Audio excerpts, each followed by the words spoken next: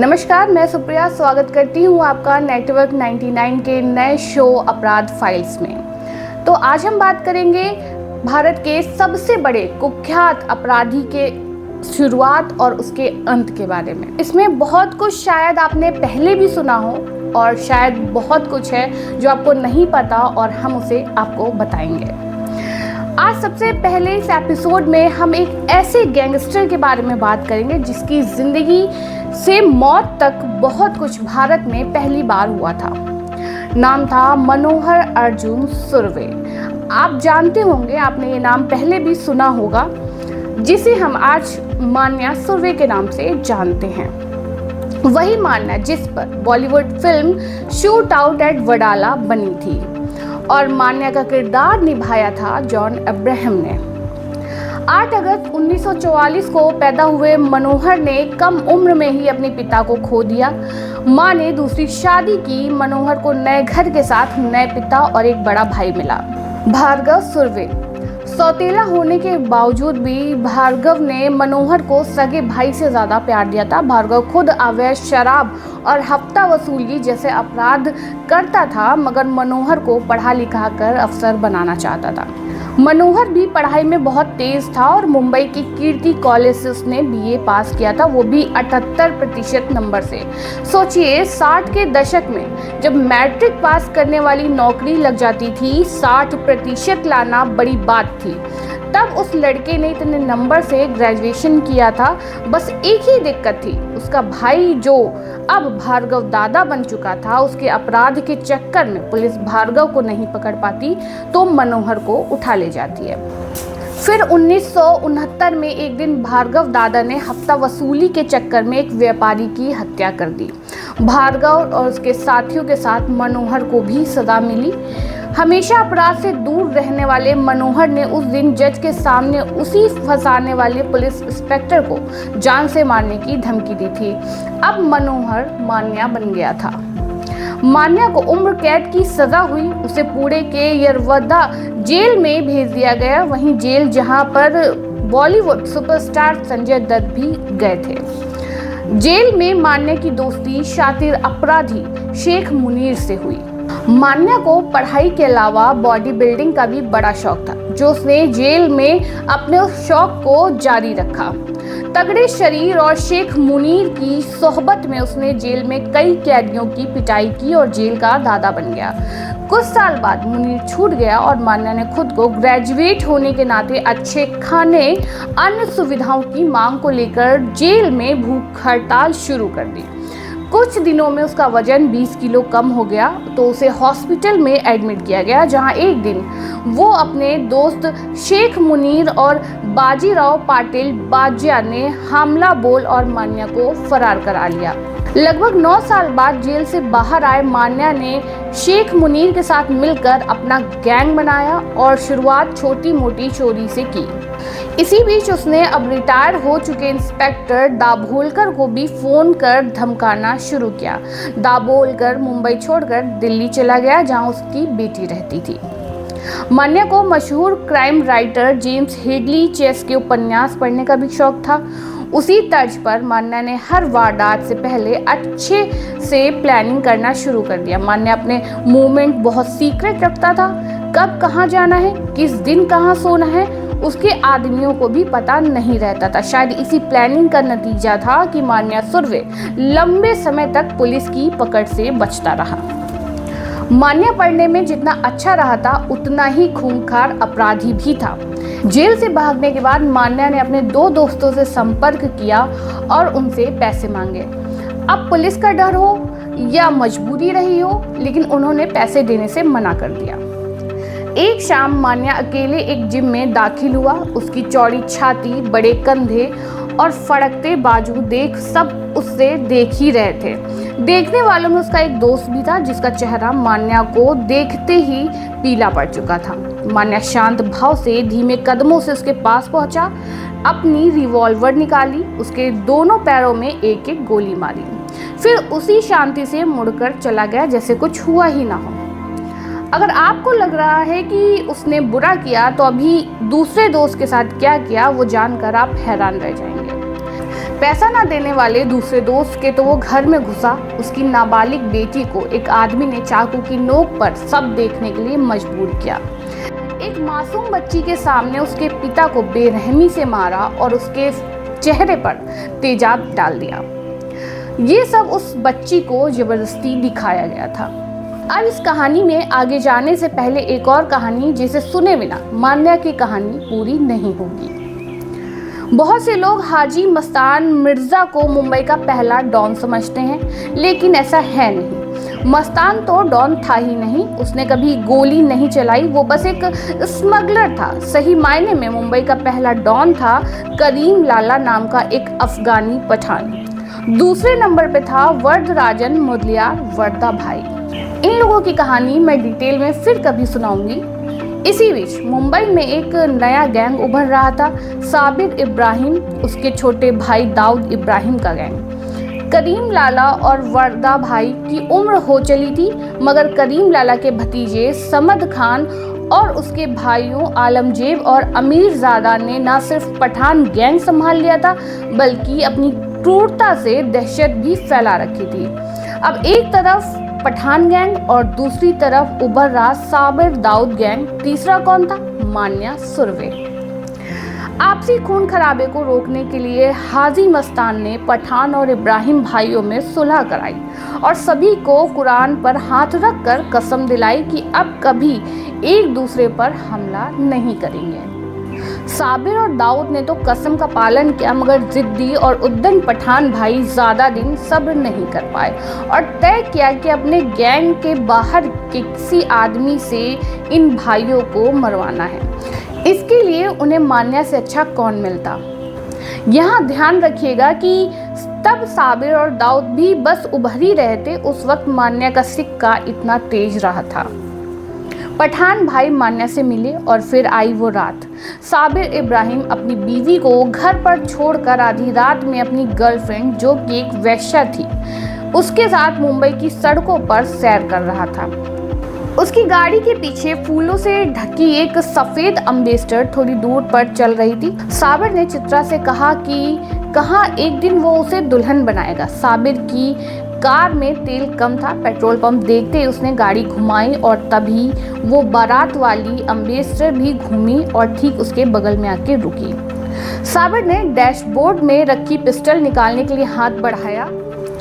तब तक अम्बेसडर के सारे गेट खोलकर पठान भाई उतर चुके थे और अब सबसे आगे था मान्या सुरवे। एक आदमी ने दरवाजा खोलकर चित्रा को बाहर खींचा और फिर मान्या ने पहले अपना फेवरेट वेबलेस कॉर्ड रिवॉल्वर साबिर के बदन पर खाली किया, फिर दूसरी पिस्टल से गोलियां मारी और फिर मर चुके साबिर की कलाई की नस चाकू से काटकर उसके बचने की सारी उम्मीद खत्म कर दी। पूरा इलाका सन्नाटे में था, बस साबिर और चित्रा की चीखें और गोलियों की आवाज ही सुनाई दे रही थी। साबिर दर्द से और चित्रा डर से चीख रही थी। साबिर के शरीर से 9 और उसकी गाड़ी में 19 गोलियां धसी मिली थी।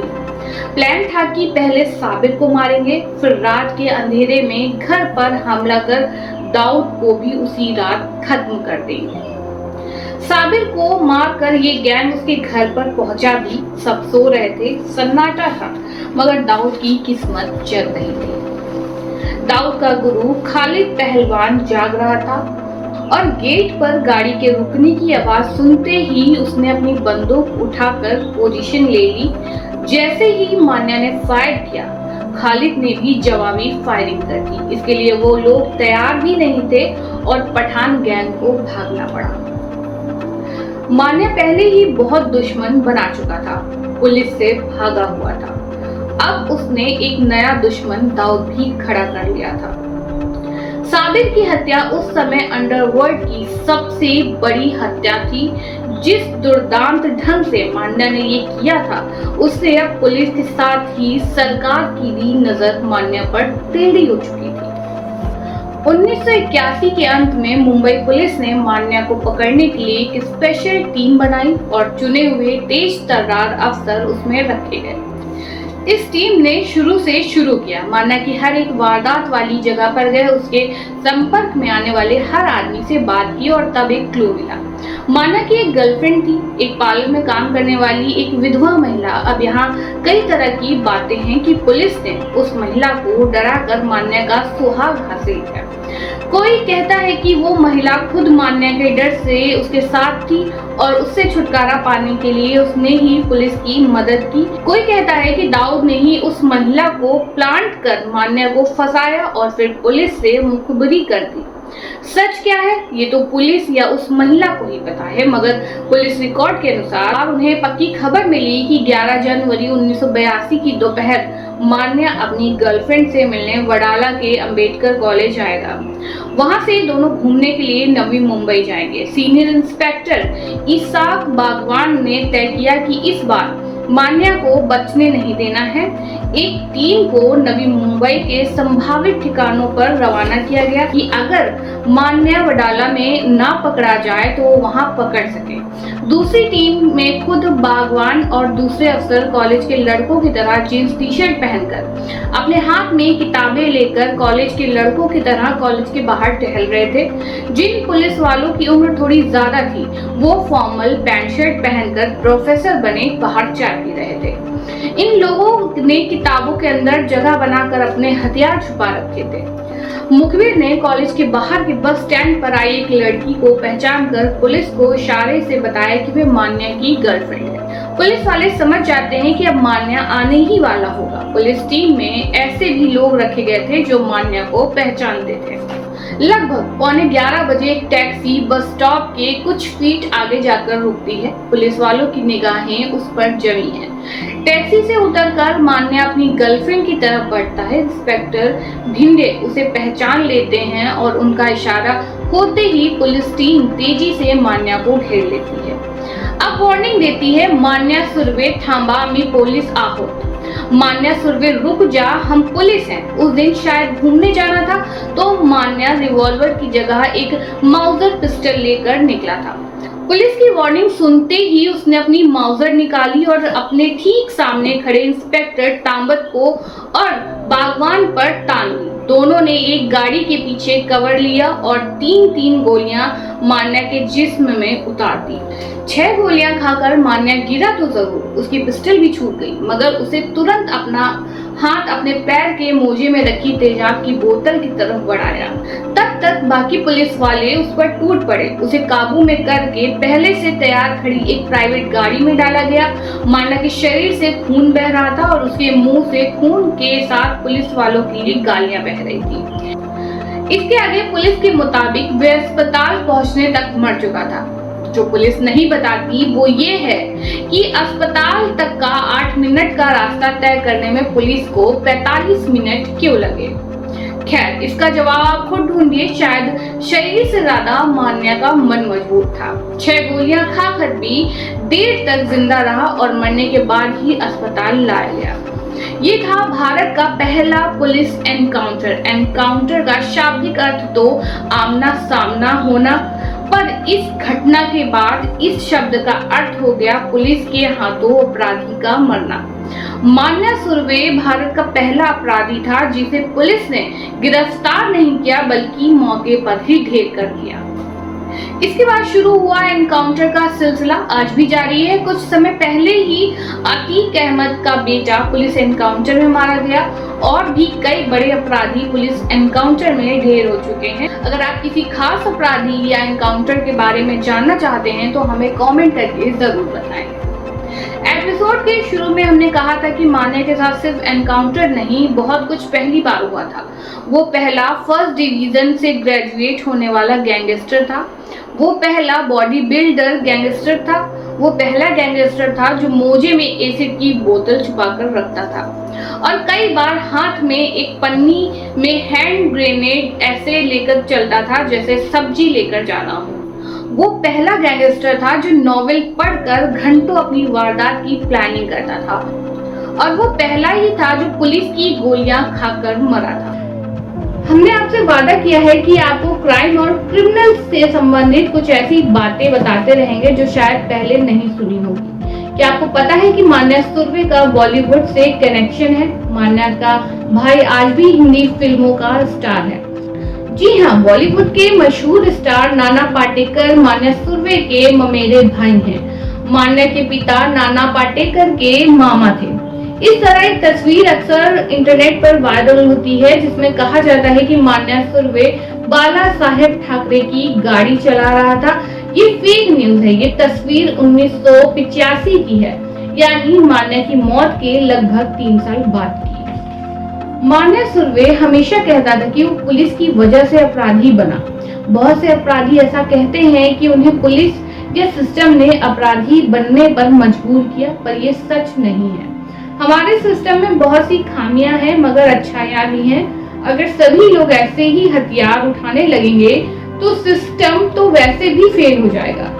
अगर पुलिस ज्यादती करे तो उसके लिए कोर्ट है, वहाँ न्याय मिलेगा। और फिर भगवान की अदालत तो है जहाँ सबको न्याय मिलता है। जैसे मान्या अपनी सारी होशियारी, बुद्धिमानी और बहादुरी के बाद भी अंत में सड़क पर मारा गया। अगर हमारी पेशकश आपको अच्छी लगी तो इसे लाइक करें, शेयर करें और सब्सक्राइब जरूर करें। इससे हमें मदद मिलेगी आप तक एक अच्छी कहानी पहुंचाने की। धन्यवाद। मैं सुप्रिया। देखते रहिए नेटवर्क 99।